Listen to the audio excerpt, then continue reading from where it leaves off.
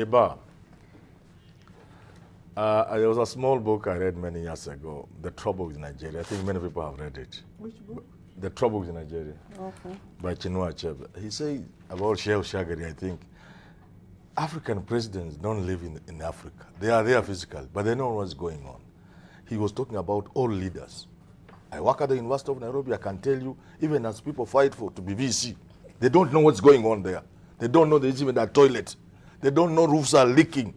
I'm not surprised that Anyang Nyong'o and Onyonka have been ministers, but they don't know what goes on either. We are the Kenyans. We are the ones who go to these offices. We know how far we get. Therefore, I actually just, the DP is lucky he was not in the office. Because it could have been worse. They had to greet Echesa and this foreigner. Oh, my friend, he must count himself lucky. If he was in the office, it would have been a very natural thing and out of politeness even. And that will be somebody's scheme. He knows you can come and greet him with his visitors for 10 minutes and you leave, even take tea with them. My friend, I was in a minister's office. I could have mentioned him, but let me not mention him. I'll tell you that. Some Chinese came in, brought by some of these small boys. And then, and then immediately, Anyang Nyong'o, you ndio wakubwa Kenya. The guy takes his coat and taka kupiga picha na yeye ni mtu kutoka huko kwenye. So after with the Chinese, when the Chinese left, I told him, you just take a photograph in a government office. You are a minister with some stupid Chinese. These are the things they use to con other Chinese. And what I'm telling you is that people in power in this country don't live in this country. If you're a minister, you don't know what's going on in your ministry. But back to this issue of Ruto. I will fight for him. Because even a child, the media has made everybody in this country believe this is a Ruto scam. Correct. There is no other way of reading what is in the media. The media peddles narratives.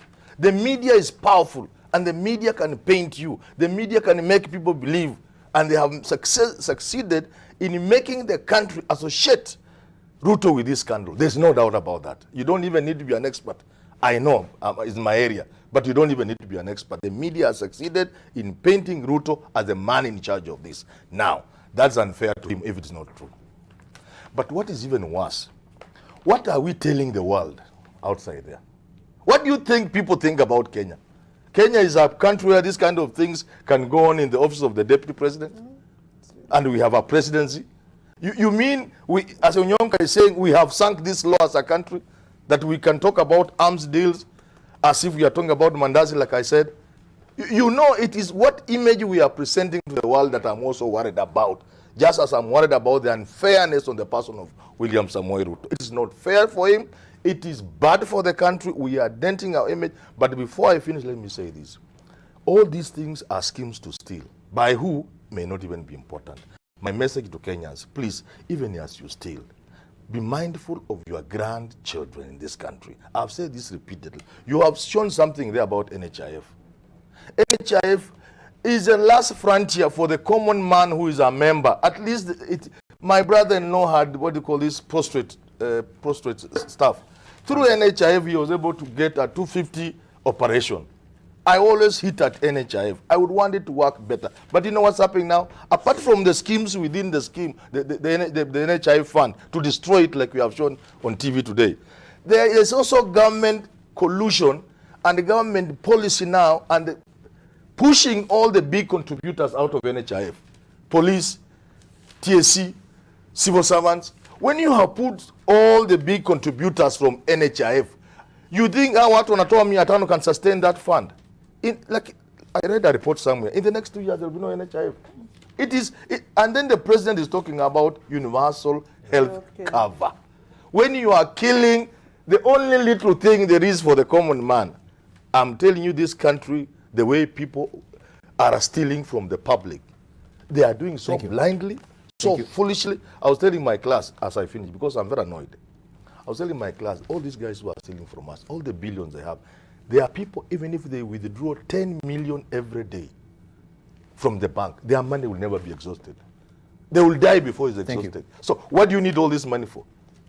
So schemes like this, 40 billion is not little money. All right, thank you. Even if you had to share 10 people. Thank you, Hamad. Before we come to you, Gladys, I'll love you also to really argument your point with maybe a substantive evidence on how the media is misleading the public on this particular issue, yes, and actually attaching the Deputy President on I'll be able to answer that. Yeah. I want him to actually come with any evidence, because we do not see anywhere, according to my assessment, and I stand to be corrected as it is right now, because even if, when you read the flagger on the Sunday Nation, detectives believe fake tender documents were signed. It is detective, and this is what we're just conveying as media. Do you have any documentary evidence? Let me tell you. Yeah. Let me tell you. Begin with the DCI, because they're the ones who broke this thing, and then the media. When you are dealing with the person of the Deputy President of a country, with the office of the of the presidency of a country, you must be very sensitive with whatever news you push outside there. Very sensitive. We are not talking about evidence. The evidence is in the papers, all of them that are saying Ruto is linked to this scam. Yeah. And that is not William Ruto alone. Mm-hmm. That is the Republic of Kenya. Thank you. That is the presidency. Thank you. DCI and the media ought to have been very sensitive with the news. Thank you. Before you get any substantive evidence. That's what I'm talking about. Gladys, we need to be winding up on it. Then we grab just the winding up on this particular one. I think first correction. The information or statement from the Office of the Deputy President indicates that they did enter into the Office of the Deputy President only to the waiting room. And when it was discovered that they did not have an appointment, they left. So what Honorable Onyonka is saying, that people don't go to the boardroom, they were in the waiting room, that is in fact the correct situation. So this is a quote and a statement from the Deputy President's office. I think that is a quote that should carry the story, not what other people are speculating. You only speculate when you don't have real information. Number two, Honorable Onyonka has insinuated that there is a bit of truth and maybe some distortion. Let me tell you, distortion should not be permitted by the media in any form or shape. Because if you remember, respectable media houses, recently when Kobe Bryant, the basketball champion, died in an aeroplane crash, even though people saw the aeroplane coming down, all the top media houses never confirmed it. It was only the gutter press and the very low-level media houses that confirmed it until the family had in fact confirmed. So that's how what media houses do. A credible media house is slow in making those statements. Number two, Saturday Standard. You say detectives probe Ruto's aides over 40 billion guns fraud. I want you to write for me the list of the aides that were probed. Number two, number three on that point, the people who are saying that they have been probed should be the detectives themselves. It should be DCI confirming, not the media. DCI confirming that or the media should be saying the DCI has informed us upon question that the following aides were questioned by DCI. It is not for the Standard Group just to say it off the cuff because they feel like it. Let's go to the other one. DCI raids Ruto office. Can you, because the only people who are allowed to raid is DCI. I want a statement from DCI saying that the following investigating officer attached to the DCI office at such and such a place raided the office of the Deputy President at this particular time and collected some evidence. And we shall be informing you. Raid, yes. So I want them, this can only be confirmed by DCI, not by the Standard Group. So if the Standard Group doesn't give me a name of the person they interviewed, or for DCI, and DCI is known to give statements whenever they are required. So this was a very simple thing. You question DCI and they'll give you, and this is not any office. This is the office of the Deputy President. So I expect the DCI to confirm that they did indeed raid the office of the Deputy President, or else this is gutter and this is a lie and this is bad media reporting and they should be reported to the Media Council. Let us look at the other one. Hard questions as Ruto speaks on arms racket. Ruto did not speak on arms racket.